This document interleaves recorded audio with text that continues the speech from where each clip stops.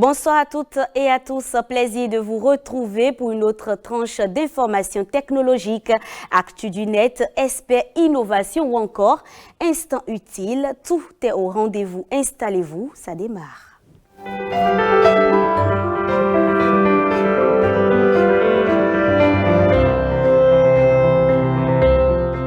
Voici le premier ordinateur portable avec écran virtuel. La prochaine grande évolution dans l'informatique fera-t-elle disparaître les écrans? C'est en tout cas l'idée de l'entreprise Segfull qui propose Spacetop, le premier ordinateur portable sans écran physique. À la place, l'appareil est accompagné d'une paire de lunettes afin de projeter les fenêtres des logiciels sur un écran virtuel. Cet appareil permet de travailler n'importe où sur un grand écran virtuel. Malgré l'absence d'écran, l'ordinateur pèse tout de même 1,5 kg. Le Spacetop est disponible en accès anticipé pour 2 000 $, soit plus d'1 million de francs CFA.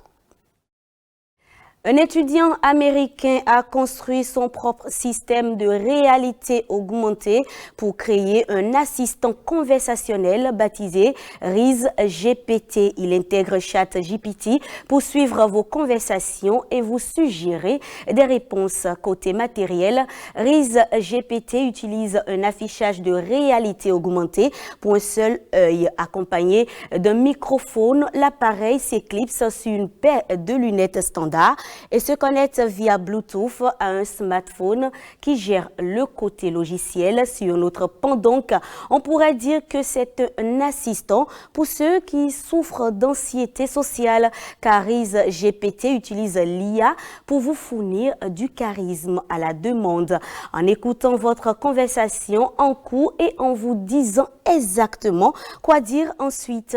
Le projet est un simple prototype et de ce fait est un peu lent, avec un délai de réponse trop long pour avoir une conversation de manière tout à fait naturelle.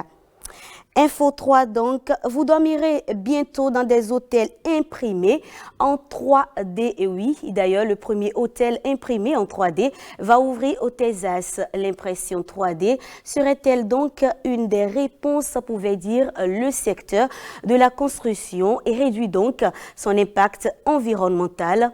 En voici un exemple avec l'hôtel El Cosmico, rénové avec la technologie d'impression en 3D qui a permis de respecter les contraintes éco-énergétiques et de réduire le coût financier de cet ensemble architectural hors norme.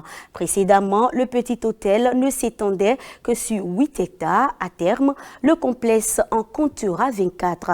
La 3D offre enfin donc une solution de construction plus acceptable sur le plan environnemental, à l'image de la terre brute utilisée pour la rénovation de l'hôtel El Cosmico. Ce sont davantage des matières durables qui sont utilisées lors de l'impression. On utilise d'ailleurs la quantité nécessaire de matériaux pour imprimer ce qu'il faut, ce qui réduit la proportion des déchets par rapport à une construction en béton.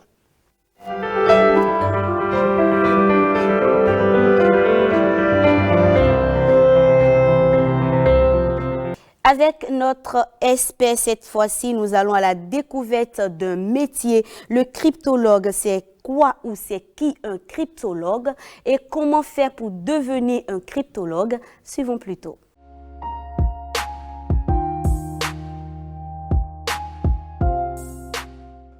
Le cryptologue élabore des méthodes et mécanismes de codage à partir d'algorithmes élaborés et complexes pour protéger toutes les données sensibles, à savoir les mots de passe, les identifiants de compte en banque ou les numéros de carte bancaire, et assurer la confidentialité des transmissions et garantir l'authenticité et l'intégrité des données.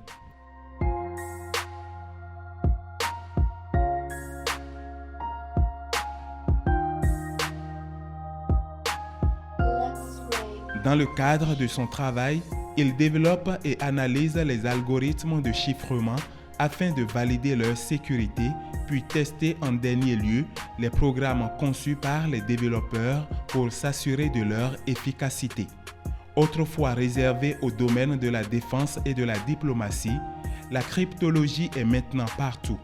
Ainsi, ces experts travaillent pour l'industrie, les services et le secteur public. Industrie des cartes à puce, des télécommunications, des équipements réseau, la défense dans la lutte contre la cybercriminalité, le terrorisme et les industries de la défense, éditeurs de solutions de confiance, sociétés de conseil en haute technologie, etc. Le métier de cryptologie nécessite un important bagage scientifique. Il faut la maîtrise des fondements mathématiques de la cryptographie et du codage de l'information, de la cryptanalyse, science de l'attaque d'un système protégé, algèbre, probabilité, statistique. Des connaissances en développement logiciel, cartes à puce, méthodes formelles, programmation sécurisée, réseau informatique, normes et standards technologiques. Maîtriser l'anglais à l'écrit comme à l'oral est évidemment indispensable. Au-delà de ses compétences professionnelles, le cryptologue doit être un professionnel rigoureux et précis pour mener à bien ses travaux de recherche, de codage et de test de la méthode, tout comme la persévérance et la patience. Toujours à l'affût des avancées technologiques, le cryptologue doit aussi assurer un important travail de veille lors des forums, publications scientifiques ou des colloques.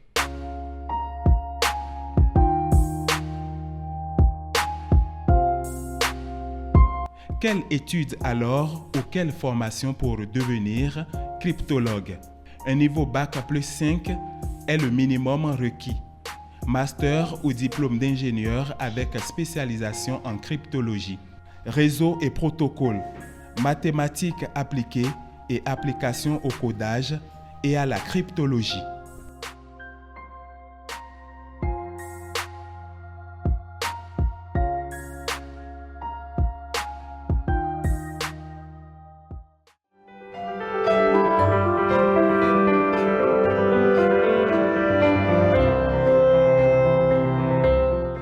Au-delà de ses compétences professionnelles, le cryptologue doit aussi être un professionnel rigoureux et précis pour mener à bien ses travaux de recherche, de codage et de test. De la méthode et de l'organisation sont indispensables, tout comme la persévérance et la patience, toujours à l'affût des avancées technologiques. Le cryptologue doit aussi assurer un important travail de veille lors des colloques. Si vous désirez devenir un cryptologue, vous savez désormais quoi faire. On installe à présent les innovations d'ici et d'ailleurs.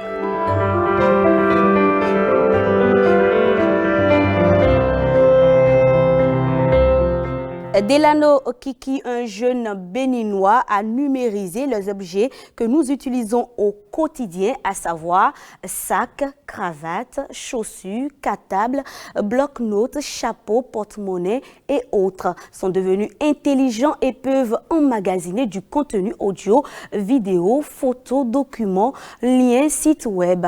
Et le contenu en question peut être transmis dans un smartphone sans application. Tout ceci a été possible grâce aux recherches et la mise en place de la plateforme numérique de gestion data basée sur la technologie NFC. On découvre cette innovation à travers ces images. Les objets que vous voyez ici, à savoir les cravates, les ceintures, les chapeaux, les sacs, peuvent emmagasiner de l'information et les rendre disponibles un peu partout dans le monde.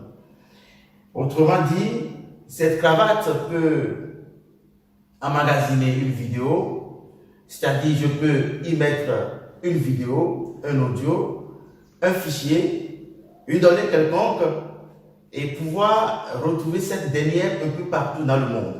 Donc ma cravate, je la porte, je circule avec, alors qu'elle porte une information. Alors ce sont des objets qui sont autant naturels que nos objets. Ça n'a pas de fil électrique, ça n'a pas de connexion autre.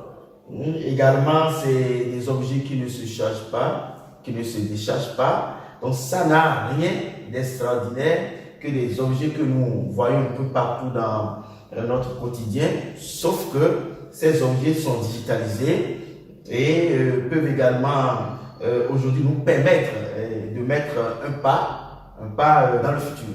Alors je prends mon portable, je touche juste, vous voyez, la cravate et puis automatiquement, ça me renvoie une information. Et là, ça me donne le site internet de la présidence de la République du Bénin. Cela veut dire qu'en un mot, sur cette cravate, je me promène avec le site internet de la présidence dans la cravate. Donc je pourrais également enlever cette information, y mettre une autre, bloquer l'information à distance. Je n'ai plus besoin de toucher la cravate. La cravate peut être à Londres. Je me retrouve à Kinshasa. Je voudrais changer l'information qu'il y a dans la cravate. Nos recherches permettent cela aujourd'hui. Notre innovation permet cela aujourd'hui. Alors je prends mon portable et je l'approche juste, vous voyez, du sac. Et l'information qu'il y a dans le sac, l'information apparaît sur mon portable, automatiquement. Vous voyez, c'est valable pour tous les objets qui sont ici. D'accord? Si je prends la chaussure, il suffit que je rapproche, vous voyez, que je rapproche mon portable de la chaussure et l'information qu'il y a dans la chaussure apparaît. Tout ce que nous pouvons avoir comme données numériques, on peut les transposer dans ces objets.